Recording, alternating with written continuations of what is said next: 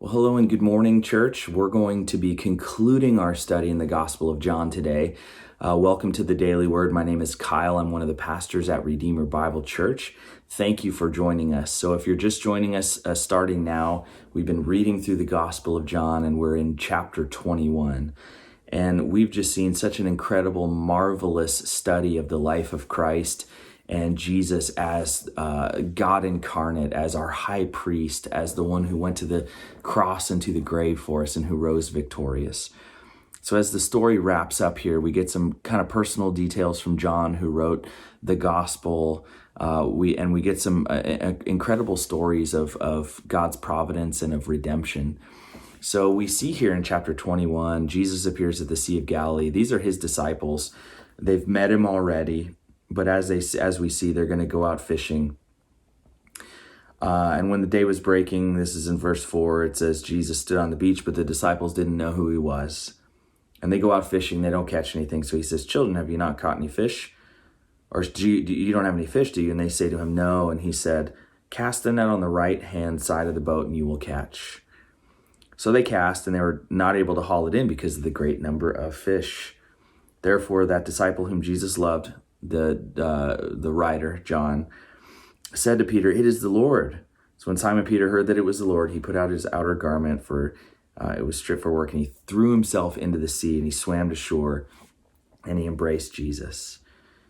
And when they got on the land, Jesus had a charcoal fire ready, and he said, bring some of the fish that you've caught. So Simon drew up the net full of fish, 153 fish. And although there were so many, the net wasn't torn. This is a miracle. And part of what's going on here is Jesus is showing them a couple of things. Number one, they were to have left their fishing behind, and that the miracles that Jesus is showing them even here are going to happen even more so when they act under the power of Jesus as his fishers of men, going out. They could go out on their own effort all day long and see no results in the ministry.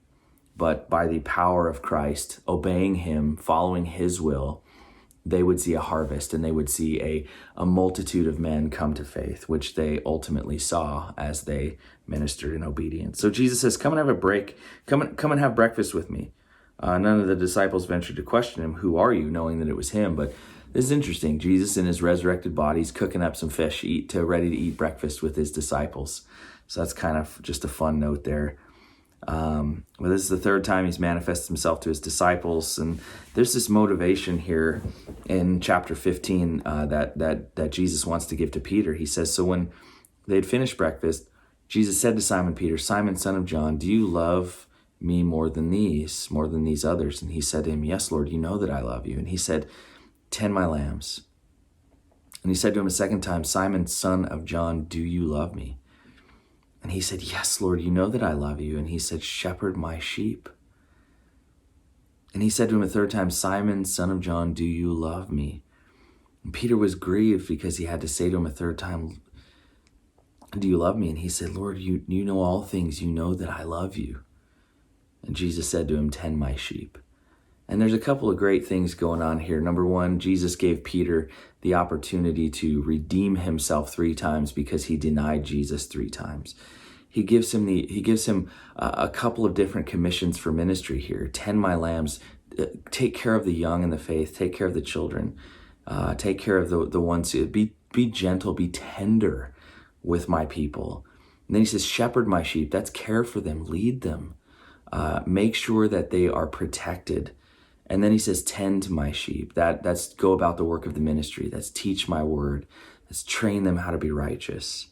This is a great call. This is Jesus being so gracious to a man who just a few days before had saved his own neck by denying Jesus. And Jesus says, let me give you a chance to be redeemed, and I'm going to put my stamp on your ministry. And in essence, we see Jesus' strength through Peter's weakness, which is just such a wonderful thing.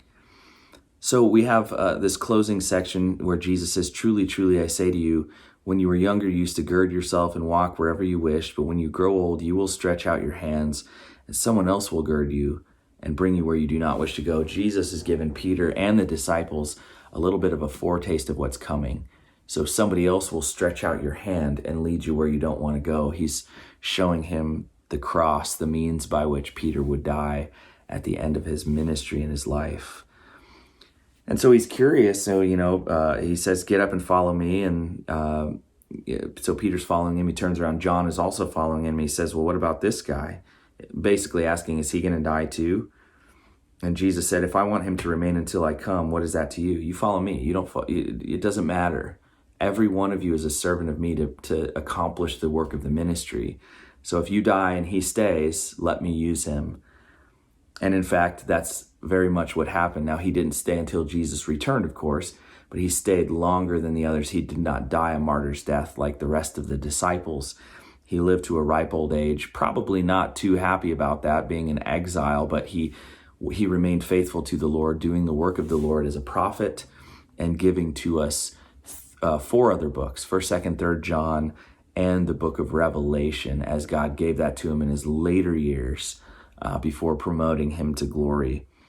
So just an amazing testimony of the work of God through these disciples, finishing out in their lives, and them being faithful to complete the work that Jesus had set out for them. So we see marvelous things in the Gospel of John, Jesus as Son of God, Jesus as God incarnate, Jesus as our high priest, Jesus as our Redeemer, the one who loves us beyond measure, and the one who will come back one day. So that's the conclusion of the Gospel of John. I would want to read it 100 times again. And starting tomorrow, we're going to venture into the first, really the foundation of the church. I would say the first history book in the New Testament, but it's really the second part of a 2-part book, Luke and Acts. The person Luke wrote the book of Acts as a history of the early church. So that's going to be really exciting. So join me tomorrow and we'll dive into chapter 1 of Acts. I'll see you then. Take care.